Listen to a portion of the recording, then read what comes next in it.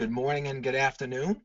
Thank you very much for joining us for this very important piece of information, which will be hopefully something that we can continue to keep you updated on, which is, of course, the revisions and changes to the Affordable Care Act. We are fortunate to have with us today two experts in the field, Janet Trautwein and Todd Bellistri.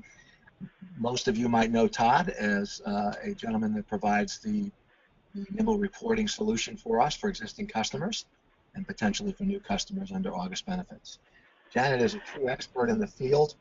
She is Executive Officer at the National Association of Health Underwriters. She's a speaker on healthcare policy. She's considered not only an expert in her field, but also inside the Beltway, where she testifies before Congress on said issues. We are excited to have kicking this off today with us in part of an ongoing communication for compliance education around the Affordable Care Act. So because we are limited to time, I'm going to turn this over and mention a quick housekeeping note, which is we're going to address all of the questions that come to us in a follow-up FAQ, and also a copy of the recording for those that were not able to attend or wish to go back and resource it. So again, thank you to both speakers, and I will turn it over to Todd, who will facilitate the discussion. Excellent. Thank you, Jeff. And indeed, let's jump right in here and let's focus solely on the facts. Let's talk about the repeal and replace strategy that has been put into play. Janet, you are literally on the front lines there in D.C. Why don't you bring us up to date on all this craziness out of your great city there? Well, I know for most of the people that are listening today, it can be confusing as to what you see on the news to know what's actually happened. There are not only there are different things reported from different news sources, but most of the things that you hear are just really incomplete. So what we thought we'd do today is just kind of run through exactly where we are on repeal and replace. Is it really repeal and replace? And I guess I'll start with that, because what Congress has attempted to do is take advantage of a special legislative vehicle that's available to them called budget reconciliation, and to use that to repeal parts of the ACA. And there are some very, very specific rules associated with budget reconciliation as to what types of things can be included. So, for example, they can't really repeal and replace the ACA with it, because the only items that can be included in it are things that have to do with money, such as taxes, spending measures, and that types of thing.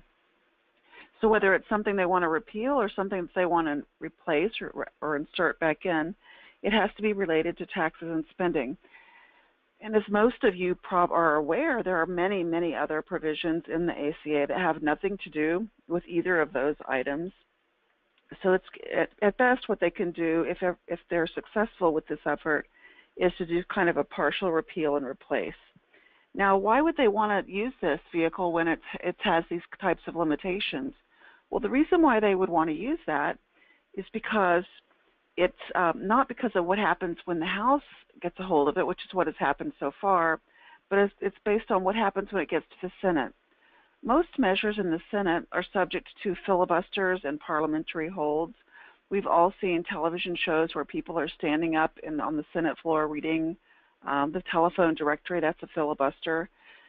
And in order to break a filibuster, you have to have what's called a supermajority. So you have to have 60 votes in order to break that. And most measures that come up for a vote in the Senate are subject to filibuster and have to have 60 votes. Now, budget reconciliation is one of the few exceptions. And when you have a reconciliation type of vehicle, they want to put as much as they can onto this kind of a vehicle, because it only requires a simple majority when it gets to the Senate, so it's filibuster proof there. After many, many delays, which I'm sure you could not have escaped unless you hadn't been paying attention at all, the House finally did pass legislation to begin this process, but the vote was very close, and they almost didn't pass it. So there was a lot of contention in the House and a lot of changes that had to be made along the way just to get the particularly Republicans to rally together to vote for this, and even so, it passed by only one vote. Mm-hmm. And so, Jana, of course you're referring to on May 4th the House bill, which is the American Health Care Act, or AHCA, which, as you mentioned, passed by a razor-thin margin. Let's take a look under the hood. What are some of the items which are included in the bill? Well, there are many of the items that are in the bill have to do with the individual market. So there are things such as things to do with tax credits, things to do with repealing various taxes that are included, even repealing things like the individual mandate and the employer mandate, which I know many of the people that are listening today might be interested in discussion of something like that, although there are other implications that we can talk about later relative to that. But most of the items had to do with various taxes that are included, and including tax credits for those people who purchase coverage in the individual market. So most of all the taxes you can think of would be repealed. Also, the Cadillac tax, which is a 40% excise tax, was delayed. You might think, well, if they wanted to repeal things, why didn't they just do that? Well, because they couldn't afford to do it. A budget reconciliation bill has to balance, so they had to balance spending measures with money that they were taking away with money they were spending. They had some new funding for stabilizing the individual market. They had a new ability to have new types of state waivers. And then the state waivers are what's been so controversial, by the way, and you've heard a lot of that on the news. And then some changes to Medicaid, which would reduce the amount of money that states receive in Medicaid funding. So these are a lot of the things that were in there, but you can see many of the items that have to do with market reform not included in there. You don't see really too much to do with employer-sponsored coverage. And Janet, you mentioned the employer mandate penalty. Many of our listeners are living in the world of the hourly paid workforce, hospitality, security guard companies, and the like.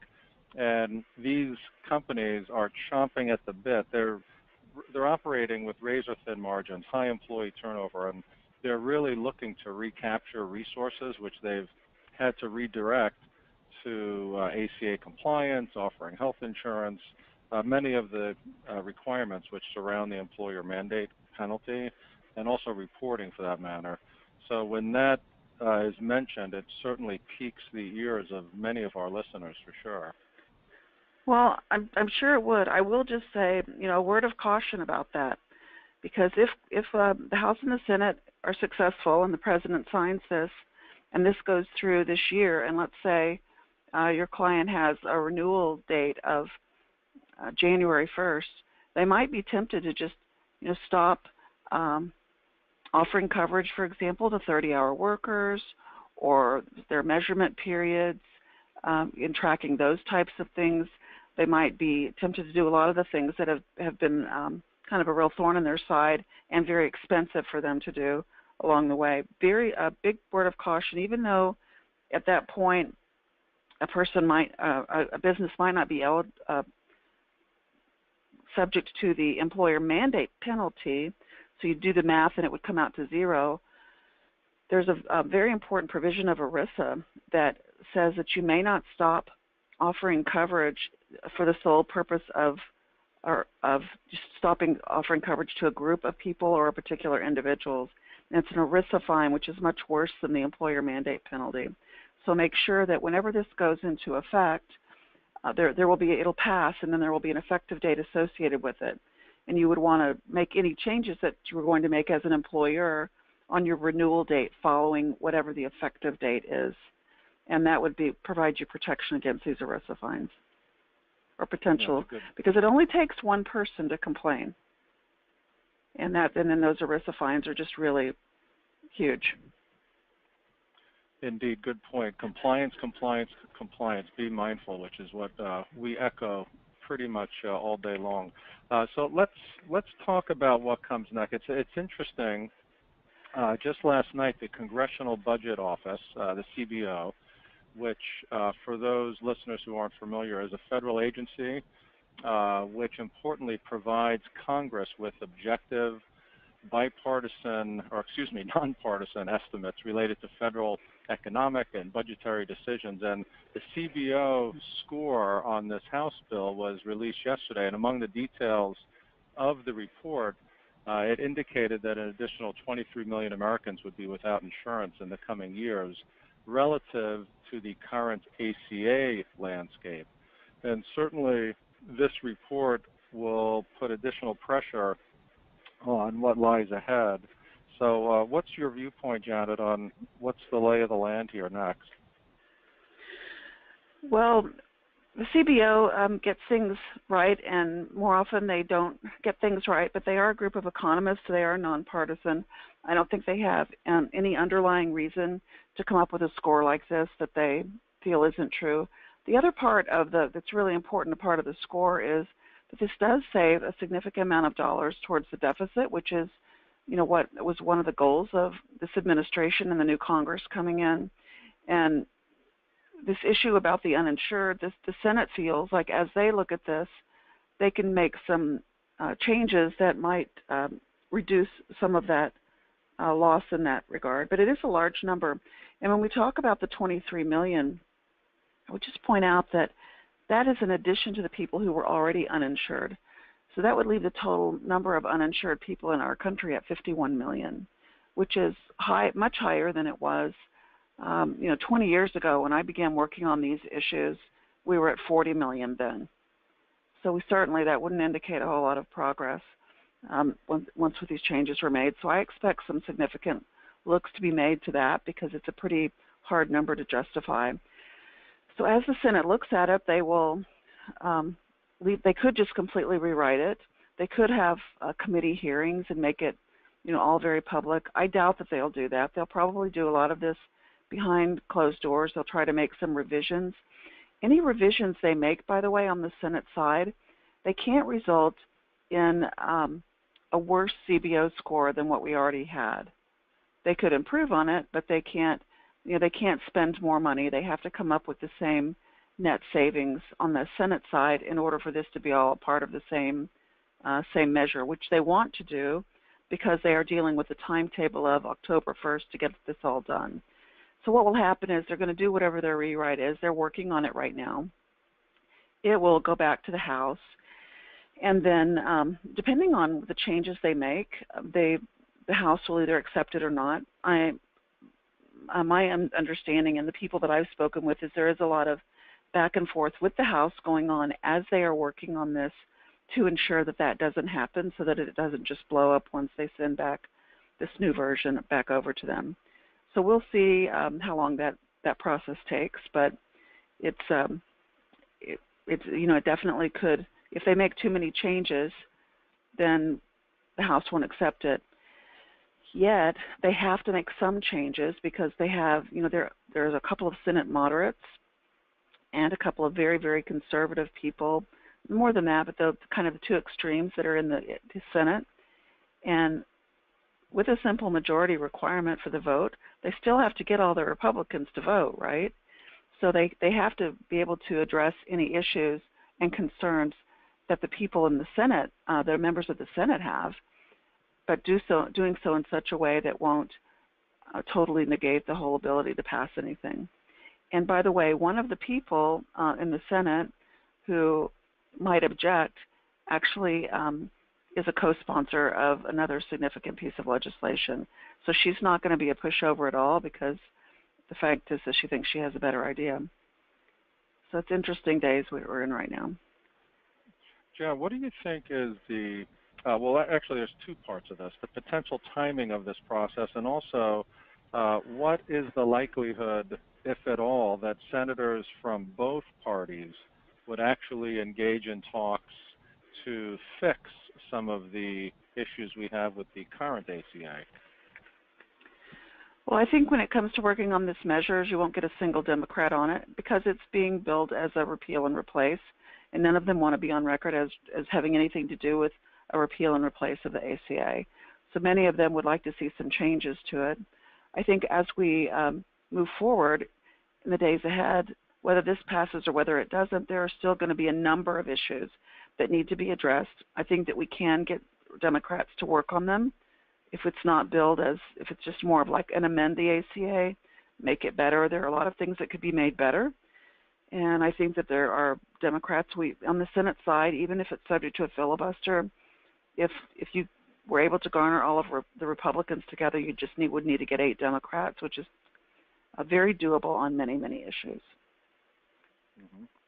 Yep, that would be interesting to see if that actually came to fruition after all this craziness. So let's move along, and basically what we've talked about thus far is the first step, and emphasizing it really is just the first step of this American Health Care Act getting through the House, and there's many other housekeeping items to attend to, of course, getting it through the Senate. ACA at the moment, of course, remains the law of the land, and as you mentioned earlier, employers should continue to be mindful of their need for compliance.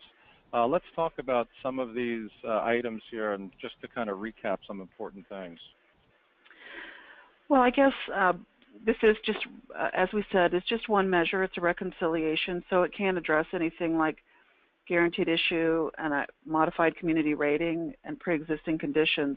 Theoretically, it can. There's a waiver provision that was included in there that allowed states, if they request the waiver, and if they request the waiver relative to these items, to kind of readjust these things, not guaranteed issue, but some of the rating rules and some of the pre-existing condition. I would stress this is all about the individual market, though. So anyone that's listening that's in the employer's space, which I think a lot of you are, you are with employer-sponsored coverage, none of this actually applies to you. It's relative to people in the individual market, and then only if their state requests a waiver. And there are a lot of provisions that have to be done for a state to even be able to pull it off. So a lot of the things you've heard on the news just aren't even true. People that already have coverage, no matter what market they're in, are not even subject to some of these. That's if they pass this. They still have to get it through. And then, again, just as we said, once they finish working on this particular issue, there are a lot of other issues. Many of them relate to employer-sponsored coverage that do need to be worked on, and I really strongly believe that we can get at least 8 Democrats to vote for a lot of these things that are very important to you that are on the call, that would reduce the administrative burden that you have and so forth. But let's not overlook the regulatory process. We're already seeing a very robust regulatory process through HHS and the Center for Medicare and Medicaid Services, which is kind of the lead agency over all of health reform, but also the Treasury Department is very, very involved, and so is the Department of Labor. They're beginning to get staffed up. HHS is a little bit ahead of the game over the other agencies, but these are all very important, and they can do things very, very quickly, even when Congress seems unable to act on things because they can't agree among themselves on how to move forward. Excellent. What would be an example of that, Janet? Well, for example, a lot of these individual market changes, for example, the things that we've heard a lot about, instability and carriers pulling out of certain markets, that's been all over the news. Many of the things that need to be addressed on that side can be done, tightening enrollment periods and things like that. But the Treasury Department, in particular, has a lot of jurisdiction over employer-sponsored coverage. So things that have to do with counting employees, measurement periods, reporting, employer reporting, those are all in the Treasury Department. I know people probably think, no, that's the Department of Labor, but it's not. It's actually the Treasury Department. And so they govern a lot of how those rules can work. They can reissue regulations. They can relax certain regulations. They can delay things. They can make if the penalties aren't mandated, they can make them less severe, for example, or they can just choose. We hear a lot about choosing not to enforce. That's really not the way it sounds. They just basically they just don't. They still look for problems, but they just generally don't issue penalties associated with it. Okay, so there are a lot of things there are just a ton of things that can be done on the regulatory side. As long as the underlying legislation that the regulation is about, does not prohibit them from doing it, they can do it. And most laws are very vague in many areas. Very few of them are just specific, do this 1, 2, 3, 4, 5. A lot of that, people forget, that actually came in the regulatory process, not the legislative process. So this regulatory authority is very, very big and really important for the people that are listening. So Janet, two items you just mentioned there, and these, again, for our listeners, these are items that have yet to be addressed. And of great interest to our listeners is the 30-hour full-time worker rule and the employer reporting requirements. What is the pulse, if any, on this 30-hour full-time worker rule? So we have a lot of Democrats. This is one that we would have to address in what's called regular order, so you'd have to get the supermajority in the Senate. We have a lot of Democrats that are interested in this. We actually passed legislation out of the House last Congress called the 40-hour bill, but unfortunately, as soon as it was passed, it became kind of a political item, sort of with a Republican brand on it, which means no Democrats would touch it. But a lot of them, in our conversations with them, are very interested in doing something that's not 40, so something like 35 or 37 or anything, something between 30 and 40, but not 40 because the 40 has become too politicized. This is not something we can change on a regulatory basis because it's the 30 hours is very specifically written out into the law. So, but of course, if the employer mandate goes away and the penalty for not complying with 30 hours becomes zero at a business's renewal, that is something that they could address in that fashion. So I think there may be relief coming really fairly soon on this issue for employers, but they right now comply is all I can say because the penalties are not good. And do not try to stop doing this mid-year. Always wait until a renewal, and you'll have to look at what the effective date of any change is. It would be a renewal following that. Excellent. And Janet, the employer reporting requirements, let's just touch on that briefly if we could. So a lot of people would think that if the employer mandate goes away, that in fact employer reporting would go away too, and it's really addressed separately. And many employers would say, well, the logic behind that is that why do we even need, if we don't have an employer mandate anymore, why do we need to do this? Well, there were actually two reasons for employer reporting, three actually. One was to document whether someone had coverage for purposes of the individual mandate. Second was to document an offer of coverage, so for employers that were subject to offering coverage under the employer mandate. And the third is the one that's the real stickler here, to document an offer of coverage for purposes of the tax credits that are available to people in the individual market, because those tax credits are not available to someone who has an offer of coverage. So no matter, even if you look at the things that are being contemplated through the AHCA in terms of changes to tax credits, they still have this provision in there that says that if you have an offer of employer-sponsored coverage, you're not eligible for the tax credit. So even as we look at some changes in here, big changes relative to the employer mandate, this issue of employer reporting will be required even under a new style tax credit. Now, having said that, will that reporting look like what it does today? I don't think so. I think that they will definitely modify that. We actually have some people on the House side in the House Ways and Means Committee that are actually working on this already. I mean, it could be something, I doubt it would be this simple, but it could be something as simple as a repurposed box on the W-2. Now, I don't think that it will be that simple. I think that it will be more burdensome than that, to be honest with you. But in the meantime, nothing changes. And when there's any change to employer reporting, then that reporting will let you know. That would not be something that you do in conjunction with your renewal. The dates will be very specific. You comply on this date. You don't have to do it on this date. It changes on this date. It'll be very, very specific as to what you need to do. And in the meantime, the fines for not doing it are significant. So it's really important to keep up the reporting. And though you may not want to hear this, that reporting is going to continue for a while, and in some shape. It may change, though. It's likely to be much more simple than it is today. Excellent. And Jenna, let's close our final comments here on the efforts which are to tax the employer-paid benefits. What is the update on that scenario? This is a really, really significant item and very important for everyone that's listening today. So there are definitely efforts out there. They're primarily on the Republican side to try to find some additional what they consider lost federal revenue. And one of the chief ways that they're targeting to do that is through taxing the benefits that you pay for your employees, not to take away your deduction as a business expense, but to the amount that you pay on behalf of employees for their premiums, which is not taxable to them today. Either all or part of that would become taxable. So some members of Congress would like to see all of it taxable.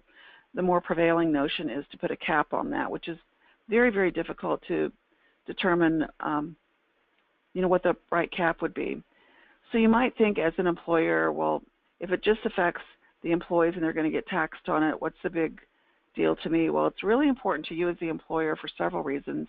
Number one, every single dollar that becomes taxable wages to your employees also increases your FICA match. So for every dollar of wage, if you are paying $10,000 for someone and that $10,000 becomes taxable income to them, that's another $10,000 that you pay your FICA match on. So it can really add up pretty significantly. But more important for your employees and for your overall plan, those that are in good health might decide to drop out. And we could definitely see some market instability, such as we're seeing in the individual market, trickle over to the employer market in a very large way and destabilize that market. So it would be very, very dangerous. There's a huge effort against this. It was initially planned to be a part of the AHCA, but they took it out because of the opposition. But we definitely could see it resurface in lots of other places, not the least of which is the tax reform legislation that Congress intends to work on next. So we have to really watch for that and be very active in, with members of Congress, letting them know that that's not a good idea for you. Excellent. Thank you, Janet. And again, recapping, we strongly encourage our listeners to be mindful of their continued ACA compliance. Those of you in the hourly paid workforce world, our hospitality, our security guard friends, please cross your T's, dot your I's, your measurement periods, your ACA tracking, your reporting, and we do encourage you to reach out to your Valiant ACA team with any questions that you may have. And at this point, Jeff, we'd like to shoot it back over to you. Great. Thank you very much. Thank you to Janet and Todd. Just a wonderful job in a short period of time, and our Valiant marketing team for putting this together. We had over 250 people attend, so obviously it's a hot topic. And our follow-up as committed, as you can see here on the screen, is this is not meant to be a closed door, meaning we'll take questions at any time, but we received somewhere between 20 to 30 questions during the event, which will be converted into an FAQ, which will go out with a copy of the recording. And then, of course, look for future communications with regards to blogs and or additional events. So I want to thank again everybody for participating, and look forward to following up with you with the additional content as well as additional information as this makes its way through the Beltway. Thank you very much. Have a great day.